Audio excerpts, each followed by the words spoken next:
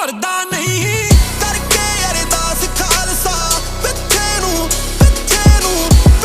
ਨੂੰ ਮੁੜਦਾ ਨਹੀਂ ਕਰਕੇ ਅਰਦਾਸ ਖਾਲਸਾ।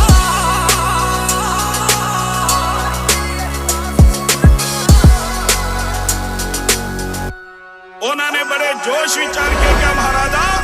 ਤੈਨੂੰ ਤੇਰੀ ਨੀਤੀ ਮੁਬਾਰਕ, ਲੇਕਿਨ ਮੈਂ ਧਰਮ ਦਾ ਆਗੂ ਹਾਂ, ਅਕਾਲੀ ਫੌਜ ਦਾ ਜਥੇਦਾਰ ਹਾਂ, ਇਸ ਲਈ ਜਿੱਤਾਂ ਜਾਂ ਹਾਰਾਂ ਇਹ ਮੇਰੇ ਗੁਰੂ ਦੇ ਹੱਥ ਵਿੱਚ ਹੈ, ਲੇਕਿਨ ਮੇਰਾ ਰਸਤਾ ਨਾ ਰੋਕ, ਅਰਦਾਸ ਹੋ